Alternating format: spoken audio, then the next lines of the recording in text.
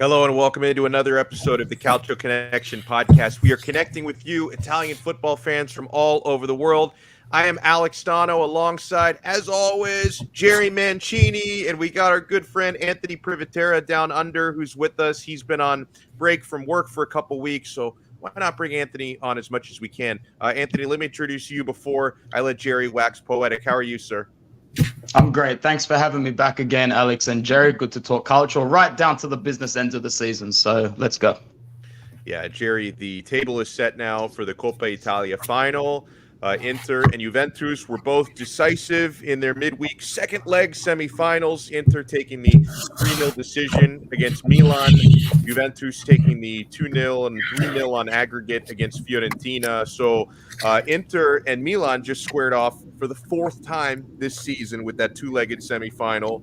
Inter are going to face Juventus for the fourth time this season because you had the Supercoppa as well. So it's been very busy with those three teams playing each other a lot. But Jerry, good evening to you, sir. How are you? I'm okay. I absolutely watched zero football. I probably watched 20 minutes of Juve yesterday, and I was probably texting on my phone more than giving a shit about that game because I never seen a team. I saw Fiorentina. I couldn't even defend if their life depended on it. I trolled Milan fans on Tuesday without even watching the Inter game. Which was great. It's not hard. It's not hard to do at the moment, man. They were very sensitive after that one. Well, no, and the funny thing was, and Jerry saw the conversation. It was our buddy Dave, Forza Inter Haiti, tweeted something about slapping Milan, and I retweeted it. And then and you guys know I'm not a big banter guy, right? Like I'm not taking part in any of this volcano bullshit that's been happening today. Like Calcio Twitter has become a very, very ugly place today. I'm not a big banter guy, but I did retweet something that Dave wrote after a 3-0 Inter win about slapping Milan. And then this Milanista gets into our mentions where he was like, Inter had zero possession in the game, and the man of the match was the referee, and that that Inter were dominated. You have no right to sell. It's like, hold on. You're telling me if the shoe was on the other foot and you beat Inter 3-0, you wouldn't be chirping? Like, I'm sorry. That's what happens. That's sports. That's rivalry. When Milan came from behind to beat Inter in that derby back in February, which was big for the scudetto race, right? When Olivier Giroud scored the 2 goals. Do you think I was on there whining about Milanisti celebrating? Like, that's the game. That's the game. Your team wins, you celebrate. So this guy talking to me and Forza Inter Haiti on Twitter about how, oh, you guys shouldn't celebrate because you really didn't even play that well. Milan played better. It's like, bro, I don't know if that guy was like a 15-year-old living in mom's basement in need of therapy and he was just coping. But, I mean, come on, guy. You lose 3-0, the opposing fan base is going to chirp. That's just how it goes. 100%. The bragging rights, like I've heard from people in Italy before, if Inter played Milan in the Primavera in a friendly preseason, there would still be bragging rights. There is always bragging rights. And in this game, there was a spot in the final up for grabs. And I know there was a decision that didn't go their way, and I'm sure you'll get to that soon, Alex, but yeah. We beat them 3-0. We completely dominated that match. Well, and one of the things, first of all, I think the single perhaps most impressive moment for Inter was that block by Ivan Perisic on Cassier. That incredible. Ivan Perisic, and I've seen some reports the last couple of days that was he's had so many convincing performances in the last couple of months that they're definitely giving him a contract extension and he wants to stay. He's been so good. He was great last season, even better this season than he was last season. Like, Perisic has been absolutely incredible. Let's talk a little bit, Anthony, about the decision that didn't go Milan's way, because they had a banger of a goal from Benacer, which at that time looked like it was making it 2-1, which means Milan would have been right back in the match. Initially, they were checking the VAR and, watching the broadcast. The TV broadcast didn't exactly know what was going on. They thought that they were checking for a potential handball. They ended up overruling the goal for offside. I can't. Somebody in the chat, I'm sure, maybe one of you guys remembers. I can't remember which Milan player was in an offside position, but then they determined that him being in the offside position, he was obstructing the view of Samir Handanovic, so they overruled the goal. Honestly, my take on that, Anthony, I don't think I would have been upset if they allowed the goal. I think that's one of those calls, and this is the unfortunate thing about VAR and refereeing decisions. There are shades of gray, right? There are certain situations and certain referees who may overrule a goal when others would say, you know what, I didn't see quite enough there. It's not all objective. These do come down to subjective interpretations of the rule. If you want to be a stickler for the rule book, you could say offside, obstructing the keeper, we have to overrule it. Or you say, you know what, it's not 100. How can I'm not an expert on geometry. How do I know for sure the angle? We're going to let the goal stand. I wouldn't have been upset if they let the goal stand. I think that they felt like they were enforcing the letter of the law. That it was iffy to me. And I think that's the reason why every pundit in Italy has been debating it for 48 hours. Yeah, for sure. It's definitely debatable because, as you said, I would not have cared. I was already ready to say it was 2-1 when I saw that ball go in.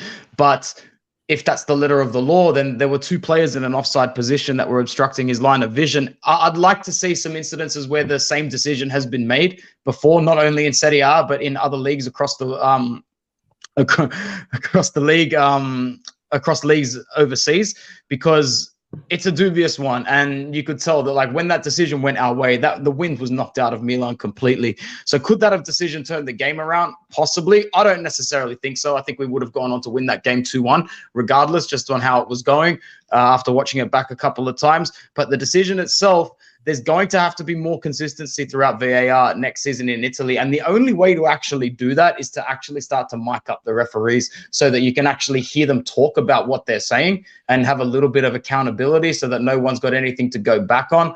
We do it in Australia over here with most of the sports that we have, including football, mostly rugby and rugby league. But whenever a decision goes upstairs, as they call it, to the room, they are mic'd up and you can hear them live talking. And that's what we're going to have to need next season going forward. That's my opinion.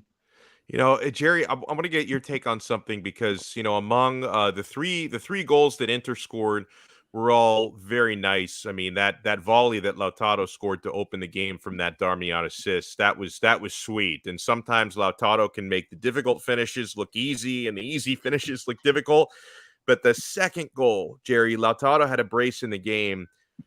What a pass by your guy. And I don't think he's worth the 31 million yet that Inter paid for him, but that was a beautiful assist, beautiful through ball from Joaquin Correa Tucu to Lautaro, the two countrymen linking up, and Lautaro with the nice finish.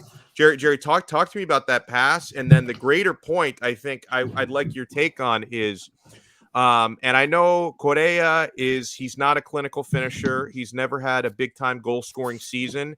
But just in terms of the link up in a two-man strike partnership, he's got to stay healthy, of course. But do you think overall he's the better partner for Lautaro than Dzeko? Because there are certain games, a lot of games, where Dzeko plays as if he just met Lautaro 30 minutes before the match. I mean, the link up between these two guys, especially of late, has not been good. Maybe Tucu is the better option. I think Correa is the better option for all strikers, if you really think about it, because Correa is the player that both players don't have. Like, I find that Lautaro is kind of similar to Dzeko in many ways, where they're physical, they hold up the ball, they need someone to give them the ball in the area inside the box and kind of get in that position to score. If you see the first goal, it wasn't from Correa, but look how he scores Lautaro. He gets a ball and he strikes it perfectly, but he's in that position inside the box where he's able to kind of be clinical and kind of finish it. With Correa, he has the ability to draw players towards him and has the speed and the kind of dribbling in order to beat players one-on-one. And I know that Uncle Sharma there has shown some impressive stats about how good he's been dribbling. I don't know off the top of my head, but he's been one of the best in the amount of games that he has played versus everyone else. So for Correa, you're not going to get goals. He's never scored more than 10 goals in a season. I know that. But when you signed Correa, I think that you also have to kind of remember what you were getting, right? And that's a complimentary player. 31 million is a lot to kind of get that, but Inzaghi wanted him.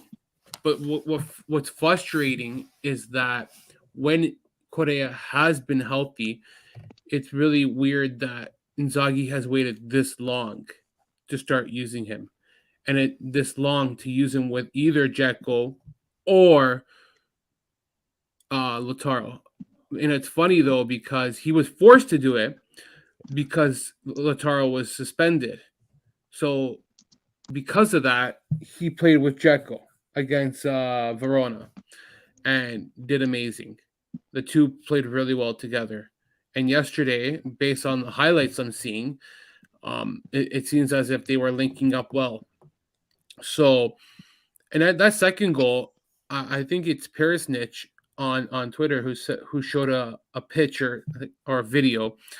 Yeah, I think it's a picture actually. It's a standstill picture, and basically it shows that Tomori is trying to play Lautaro onside or offside, but like he plays it all wrong and he's kind of like out of position. And Correa kind of reads the play very right. well and gets the ball in behind the defense because of the amount of space that is given to Lautaro to kind of get in behind and finish that in order to chip it over the goalkeeper. So, and I'll go based on the highlights because, like I said, I didn't watch the game. I was working till like 5. I've been working crazy hours this week, to be honest. So, Well, it is that isn't because like I don't know. I was read something like like the Frito Lay is back in like one of the big grocery stores. Is that why you've been yes, super? I knew it. I yeah, heard we are. about that, and I'm like, God, that's gonna make Jerry have to work longer. Yeah, no, it's because I came back from holidays Oh, and okay. my route is like every store's been empty. So it's like been so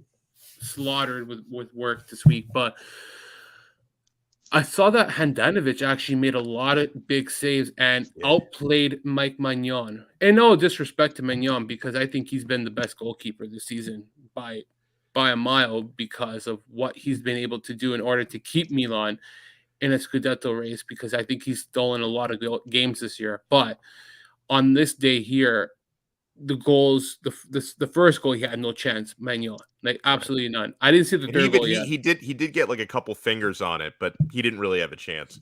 But you have to give hands off to Samir because I've seen that a few big saves in the first half where like when the game was 1-0, it showed in the highlights. So based on like I said, based on what I've been able to see in a small sample section, I think that Samir had a good game and that could really be a boost down the stretch for Inter, especially with their Scudetto race and having 5 games still remaining, or 6. I think they have 6 because of the makeup game, if I'm not mistaken. But Yes, that's right. Yeah, which is going yeah, to be in less than a week. It's going to be Wednesday is when Inter travel to Bologna. So hopefully Inter can keep this sort of form, right? Because if they had played the match when originally scheduled, that was when Inter were in top form. Then a couple months ago when we talked about rescheduling, Inter were in terrible form. Like, I don't know about that one, but yeah, we'll see how that goes. And yeah, I'm glad that Jerry brought up Handanovic because between Handanovic making some brilliant saves, honestly, in that one, and then Perisic making probably the best save of all with that sliding block that he made, it wasn't really Milan's night to score. And it's not even to say like Magnan was fine. He made a couple of good stops in the match. Just Inter were more clinical. And I want to go back, Anthony, to a couple of people, even an Inter fan was noting this in the chat, and you're not wrong. Like, that just based on the run of play didn't feel like a 3-0 game for either side. I mean, it was pretty evenly matched. In fact, there was about a 5-minute stretch in the first half where it was end to end. It was like a tennis match, and I was just getting tired watching it. Like both teams were going end to end, creating scoring chances. Milan had some good chances. They just weren't as clinical as Inter in this one. So no, it really didn't feel like a 3-0 match. And I actually enjoy this a lot, Mr. Privatera, because, for this past year and a half, it's really felt like the rivalry is actually translating to the pitch because obviously Milan derbies always mean something, but there was a long stretch of time in the past decade when both clubs were down. Then Inter came up a little bit more quickly. Milan are now up, and they're neck and neck, but in a good way, not in a bad way. It's not banter era for either side. No, that started to come back when we had Spalletti in those last few derbies, and then we had that Centenarian derby where we beat them 3-2, and I just remember there was like a ridiculous amount of people representing both sides at the stadium, fans-wise, and that's where I knew that the derby was sort of coming back. And when Conte arrived here and had to have Milan have such a good last couple of years under Pioli, it's been awesome, man. It's one of the things that I really, really missed a long time. The derby and the rivalry is definitely translating back on the pitch the same way that it always has off the pitch, so that's a real big positive. But now it just all comes down to who is going to be able to get as many points as possible until the end of the campaign, because being able to paint that city blue and black or red and black, no matter what side it is, means a lot to both sets of fans. It means the world to both sets of fans. So I'm really keen for this weekend's Serie A games, man. Both teams have got to do the business over Rome. It's Milan versus Rome. I'm really keen, because whoever can take, if there are teams that can take maximum points out of these two games, whether it be any of those four sides, I foresee a good end to the season for any of the four sides that could pick up a win this weekend. Jerry, you were telling me earlier today, because Lazio are going to have a lot of absences. You don't have a whole lot of faith in Lazio getting 3 points against Milan. Is that right? I'll tell you right now. So I actually wrote a tweet today. And as of today, 4 players did return to practice, to training. So Savic, Maricic, Starkosha, and Cataldi have recovered and they started training in the gym today. So that's very encouraging. Reina, Radu, and Adamonis are all out. Those are our 2 backup goalkeepers. They don't really count, so don't worry about them. And then Patrick and Pedro are dealing with muscle injuries, so they look as if they may be doubtful. So that means that Acerbi and Felipe will start center back, and Lazzari and Maricic out wide. So this is a really interesting game, because everything weighs in Milan's favor. They have the home crowd because of the strike. I don't live in Europe, so for me, what's the strike? Are the ultra striking or something in Lazio? Yeah, for ticket pricing. This is becoming consistent across a lot of sides. Yeah, I noticed this. I know. Didn't Inter do this year? Yeah. They didn't go to Turin. The ultra, the Curva Nord didn't go to Turin, which is huge. But that's kind of smart, because if you're going to skip a match, better to skip an away match than a home match, I think. I don't know. Yeah. Well, here's the thing. If you're going to skip a match in Turin, it doesn't really matter, because it's not like that money is going into the owners. It goes into their. That's a good point. Yeah. You're not really hurting your own club. I don't know what kind of. If anything, you're really hurting Torino. Like you're like, yeah, fuck you, Torino. You're not getting our money. But like. So what has happened, and Latito has been very outspoken about this, and I don't know the whole understanding of this, because I don't live in Italy, so I don't know what the economy is like. I don't know what jobs are like. I don't know how they get paid. I saw somebody say that they get paid monthly. I don't know what their income is and what their situations are. Oh, I get paid monthly, and I love it, because when I used to get paid every 2 weeks, I would just blow my wad mid-month, and then I'm like, oh, I got to pay my mortgage. I prefer getting paid once a month, because I am forced to save it. But Latito basically told the fans that you're not hurting me, you're hurting Lazio by not coming to the actual game. And apparently he said that earlier this year he did a promotion game, and it cost him, because it was so low in ticket prices, he couldn't even afford to pay the workers, which I find is hilarious, because it's how's that even possible, you rich cheap bastard? But so you got 9,000 Milan fans going. Apparently it's more than what Lazio is going to have there. I heard that there's 16,000 tickets sold. So I don't know what's going on. Yeah, it's really bad. It's really bad. And I think that Lazio are really making the fans are making a strong stand against Latito. And I don't know what this means for the future of the club, because does a new owner maybe come in? Does it change? Does the owner take this? Like, what does this send? You know what I mean? Like, this is not Inter where the curva doesn't show up, and all of a sudden you still got fans in attendance. I get what Latito's saying.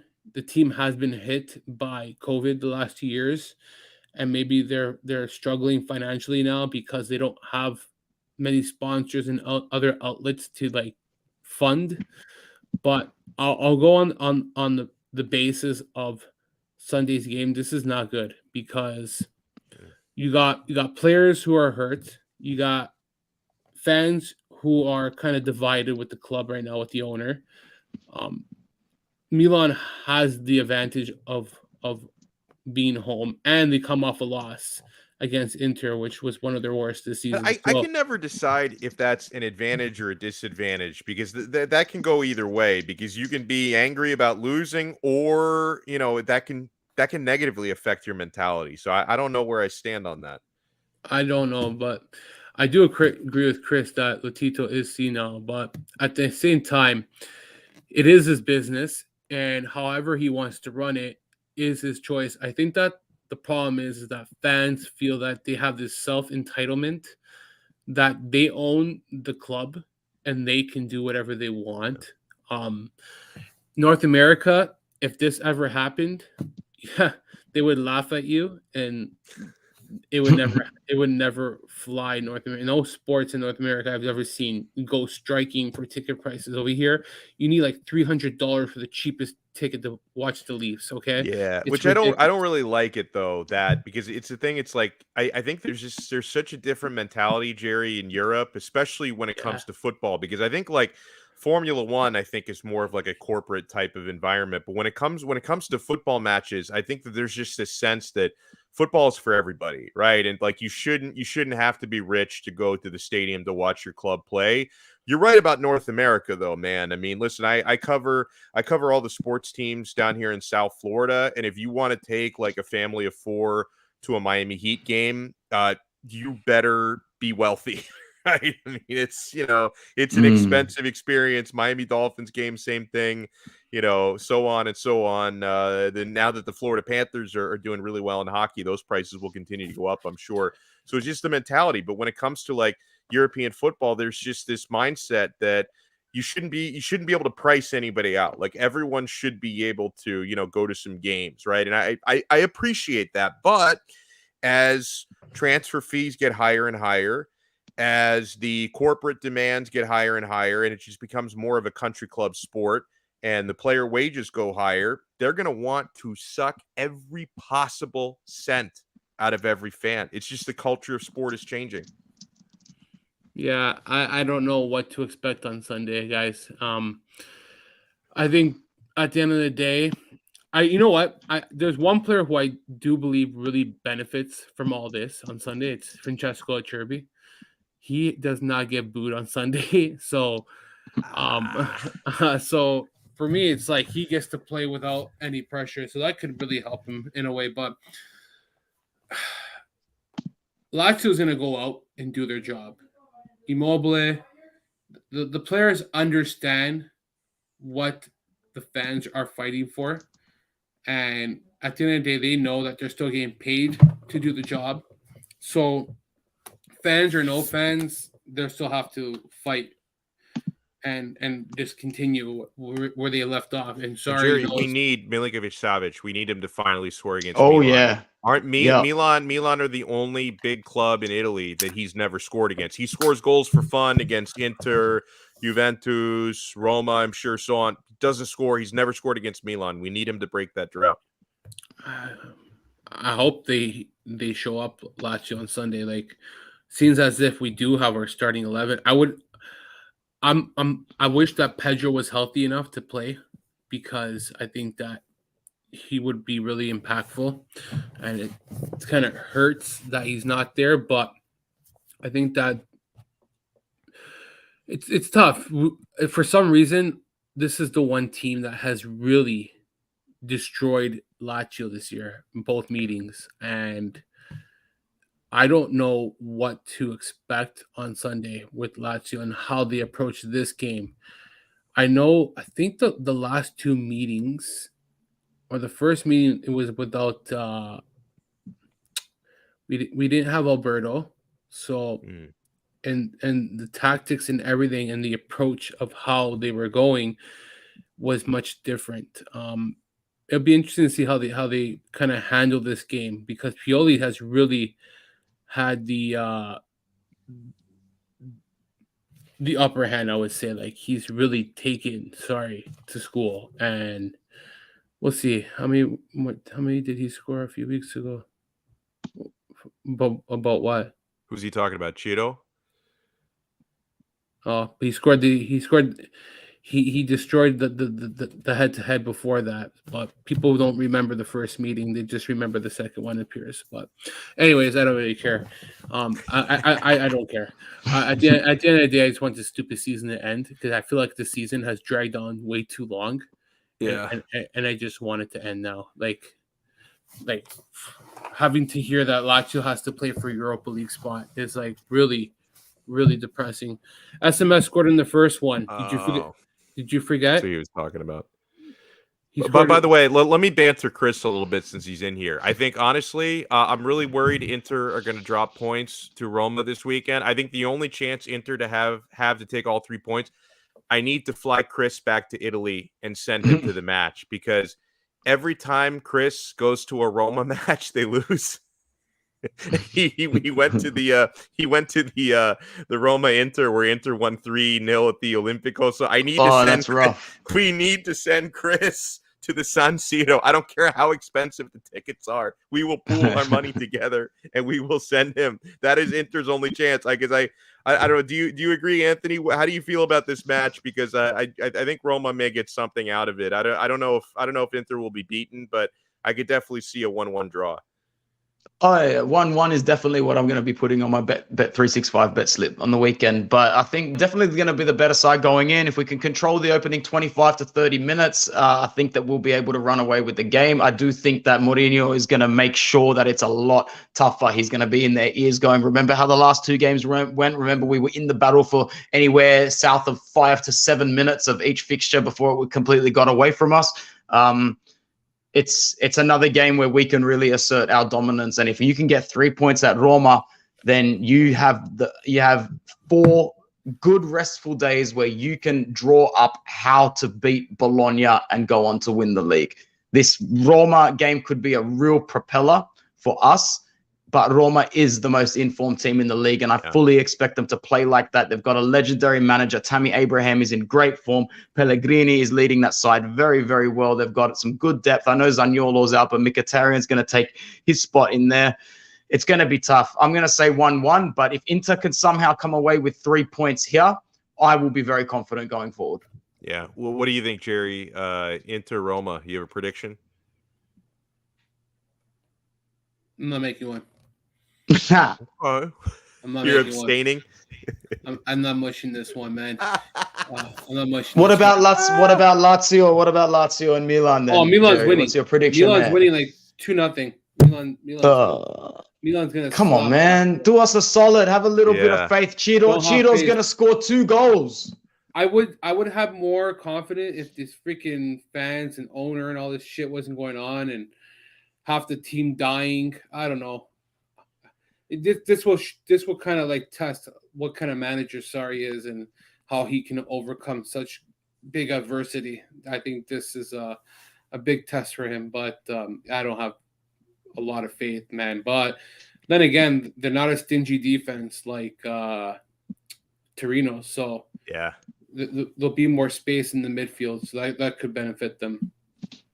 Well, before we get out of here, Jerry, let the people know, you working on anything this week as far as writing goes, or anything you have to promote?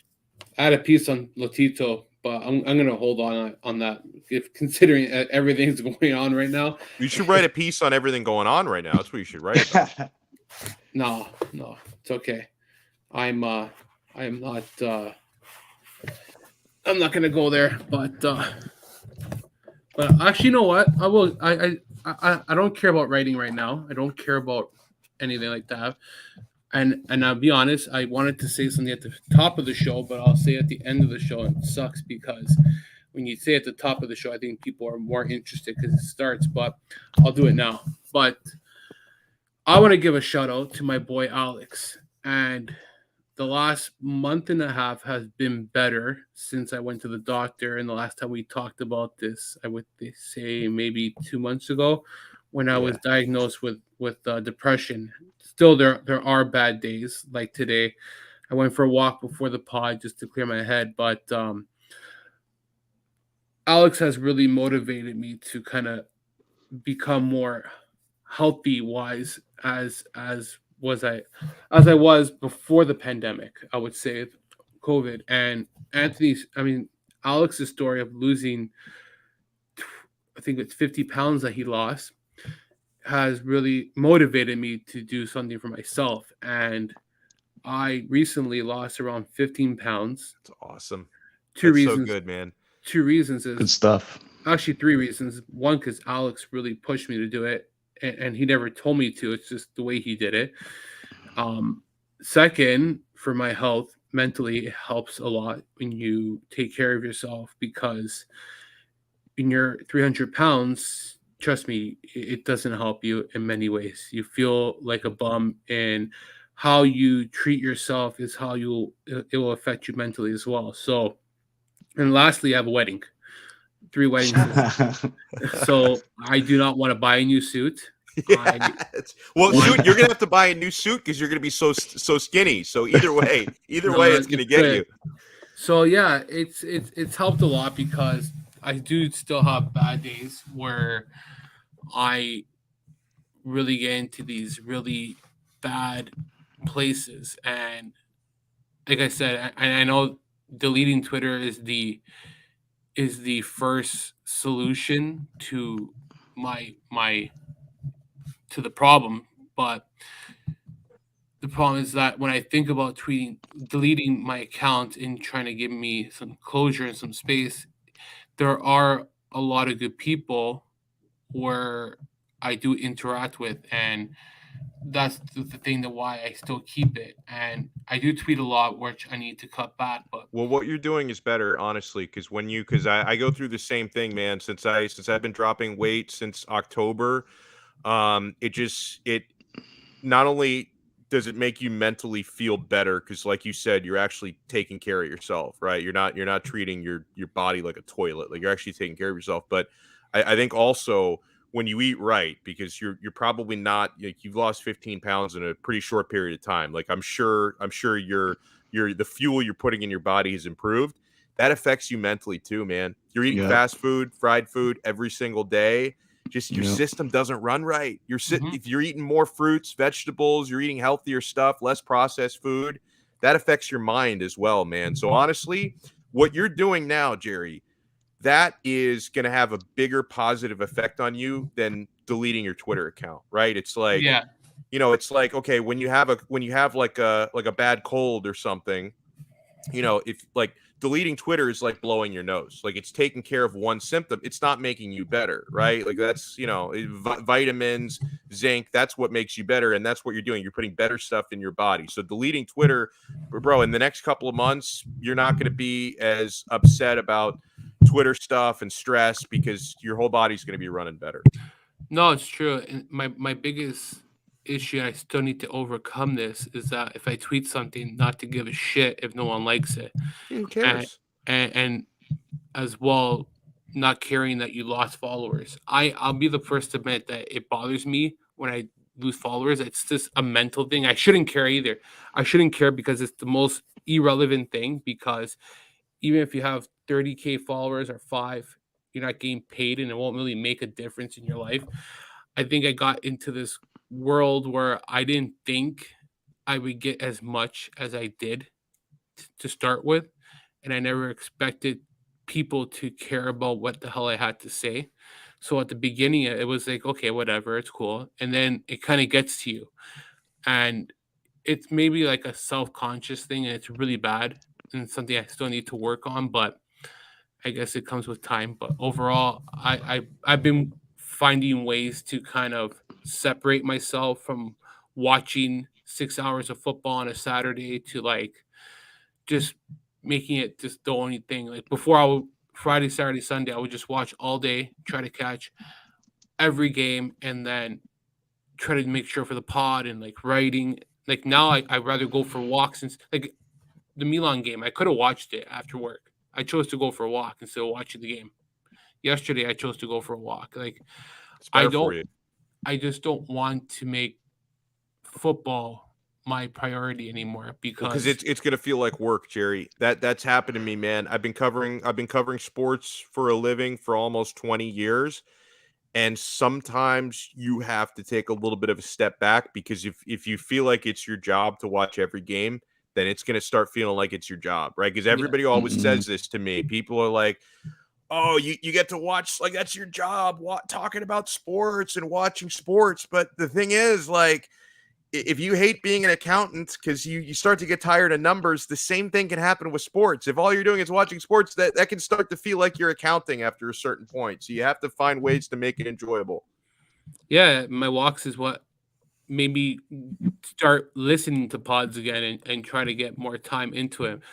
Um, yeah, it's what I do now. Like before the pod, I went for a walk. After work, I went for a walk. After work, I went for a walk, and basically, like it's good because I would come home from work and be lazy to do stuff, and you just have to push yourself. And I don't want to go back to a gym right now.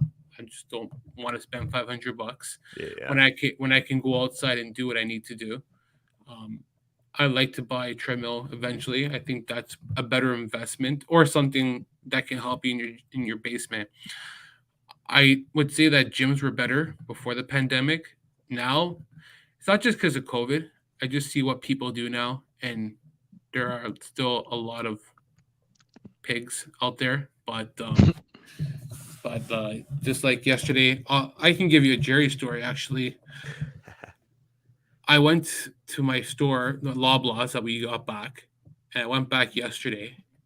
And the first thing I go in the washroom, the first thing I see is a guy, homeless, naked, washing, showering, and he's blow drying his clothes. So I was like, for F's sakes, man, like, does this stuff often happen where you are? Because I see it on a weekly basis at my store, and it is so bad because I feel bad for people who have to live like that. But I also think that if a kid walks into a washroom and has to see that guy blow drying his freaking clothes or something like naked, it's like, come on, you know what I mean? Like, so that's my moment I had yesterday at work, which kind of like I was like, yep, another day again. What else is new? Wow.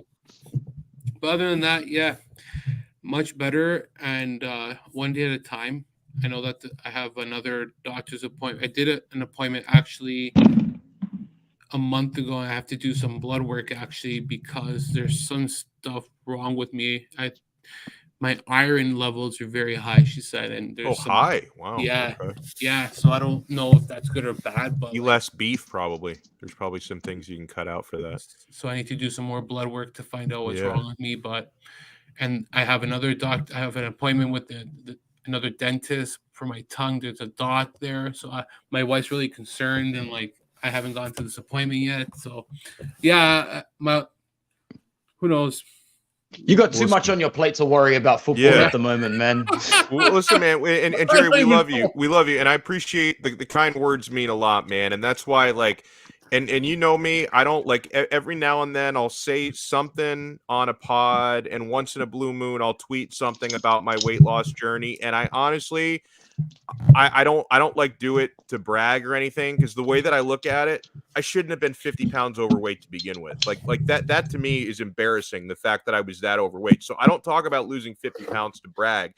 I honestly, the first time that I tweeted about it, I noticed how many responses I got with people who said like kind of like what you just said that they were motivated because I always say if I can do it, you can do it. Like there's nothing special about me. I'm the same as anybody else. So if I felt like I was 50 pounds overweight and if I can put my mind to it and lose 50, anybody else can do it, man. And that's why I just want to remind people because I know for me, to be honest, it started before the pandemic. It started when my son was born 4 years ago. It just changed my life, changed my habits, changed everything, turned me upside down in a lot of different ways.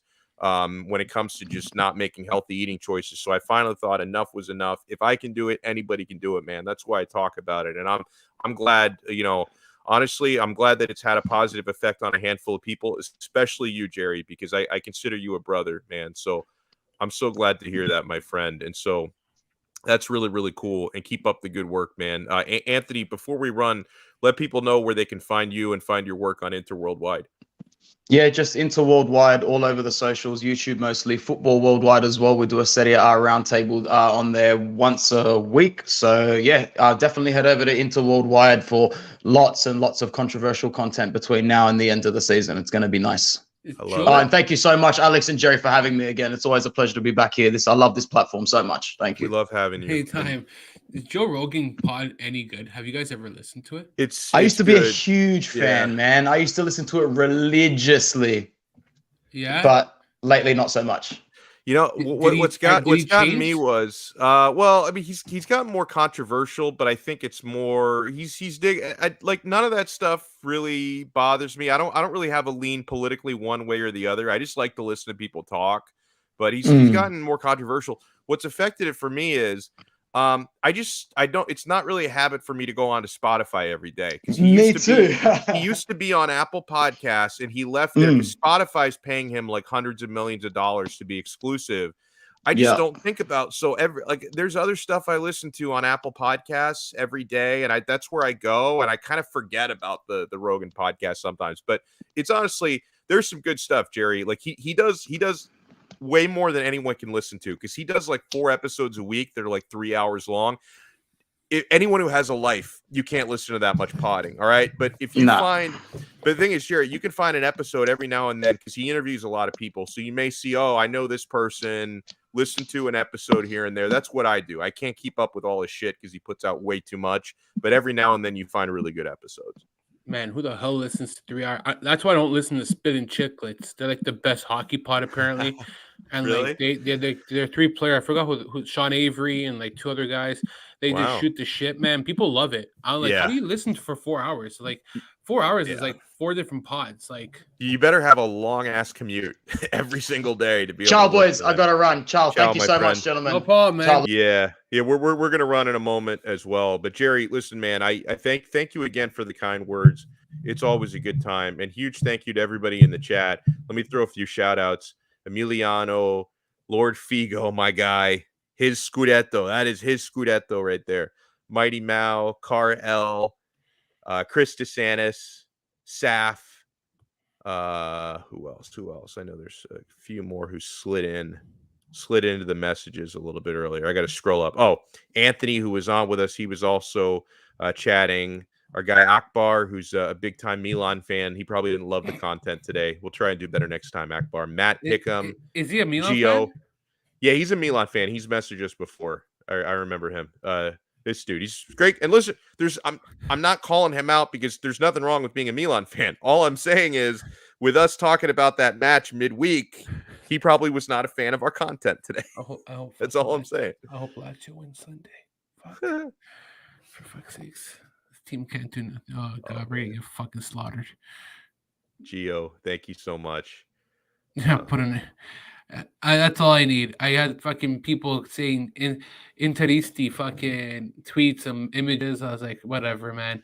I still can't believe people think I'm an Inter fan when I talked nice about Juve this week, and somehow I'm labeled as Interisti. Like it's fucking. Honestly, I think it's my fault because I think that they associate you with this pod, and I'm wearing an Inter shirt almost every episode. It's probably my fault, Jerry. I don't even care anymore. I've just dealt with it. That's it now.